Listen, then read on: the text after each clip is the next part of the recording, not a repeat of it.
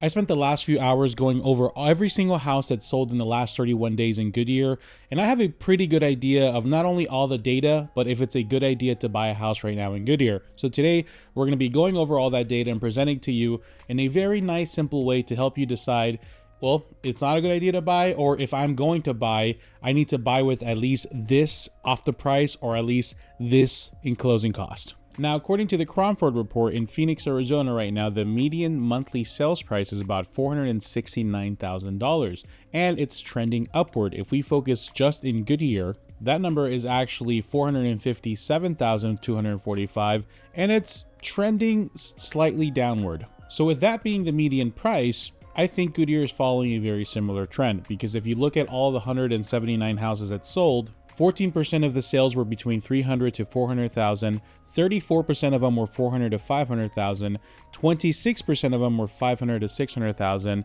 and 10% of them were $600,000 to $700,000. Now, the big thing I'm seeing here is there's a common belief that, oh, well, houses are too expensive in Goodyear, but that $300,000 range is really growing, and that's really good news for first-time home buyers, because that $300,000 price range is going to give you more of that under $2,000, which I'm hoping to see again one day. Now, out of the houses that sold, here's a quick breakdown of which one of them took a price reduction, which one of them actually sold at the same list price, and which one of them sold for more. 116 homes took a price reduction, 19 houses got a price increase, and 43 of them actually sold at the same price that it was listed for. So all in all, about 65% of the houses that sold in Goodyear sold below list price. 65 is a pretty big number, and it definitely makes sense why that median price range is kind of trending downward. But let's not forget, 35% of people are either paying list price or above list price. So if you break it down, you have about a 65% chance of buying a house under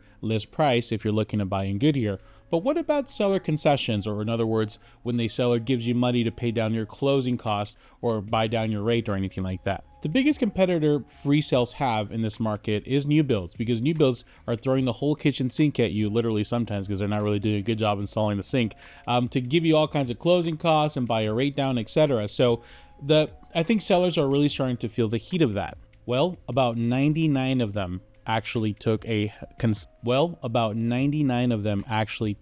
offer with seller's closing cost. Well, about 99 of them actually paid any kind of money above zero to the buyer for their closing costs or for anything else. Now, there's some little ones like, there's 5,000, 8,000, but it's worth noting some of these are pretty hefty. There's one I see for 35,000, 38,000. Those are probably new builds, but the majority of them that I'm seeing are 15,000, 13,000. And actually, I calculated the average of everything that wasn't zero, and the average is about 12,726 and 14 cents. So all in all, you have about a 55% chance of success rate with getting sellers to pay your closing costs, and the average that we're seeing in Goodyear is about 12,726, which is closer to that 3 or 4% range. With a lot of times it's a limit, like you have to really be careful because your loan actually might have a cap to how much closing costs you can get. If I look here at the data, which by the way, if you want a copy of this data, I'm happy to provide it. I just can't provide any addresses, but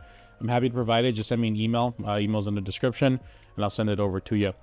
So you can see original price, sold price, and closing costs. And the ones you see that gave a big chunk of closing costs, you'll see that there is some reductions. Like this one got it 20,000 under, and it got 12,000. This one paid list price but got 14,000. So it's pretty consistent. Like this one got 25 plus 15, so like 40K off the price and got 8K. So it's pretty inconsistent on like what's reliable. So really, you just kind of have to try your luck in both and see what you get. There's still some houses that sell list price or above list price. I'm sure like there is in any market, but it's still very doable to get yourself a good chunk of money off the price and also get closing costs. Now, how are we trending like with the strength of the market overall? Well, I have a report here pulled up, and we can kind of just go over it. It's still a seller's market, but it's starting to kind of go towards more of a balanced market. This is all of Goodyear, Arizona here. Now we see, nice steady flow of new listings coming and hitting the market. Pending listings staying pretty steady as well. Our month supply inventory, this basically is a good indicator of the seller buyer's market, because in a strong seller's market, we're like under 1. In a very strong buyer's market, we're over 5 or 6. So yeah, we're kind of peaking up there and we're kind of slowing down there. But essentially, the higher this gets, the more probability will go towards more of a buyer's market, which it already seems like it's going that way in Goodyear. So here's the problem that's really concerning. Okay, overall, it looks like it's doing pretty well. It looks like buyers are starting to get more, price reductions. They're starting to get more closing costs. My concern is, people keep saying rates are going to drop towards the end of the year, the election year, yada yada.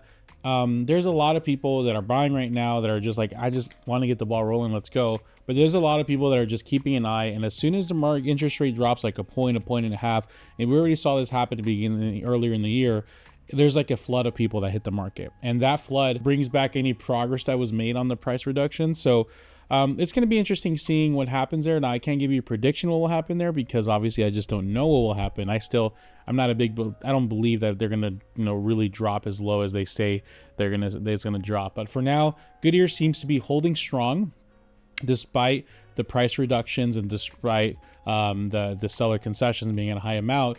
That median price is only slightly decreasing, which is okay. I feel like we should have a little bit of, like, if the balloon was nice and full, let's let out a little air. Let's not just let the freaking balloon go crazy. You know what I mean? So if you want a copy of this report here, or the data, or if, quite frankly, you just want me to do a market analysis for you, like a zip code or a specific neighborhood, all you gotta do is send me an email, or just go to my website, javiervillania.com, and just hit talk to Javi.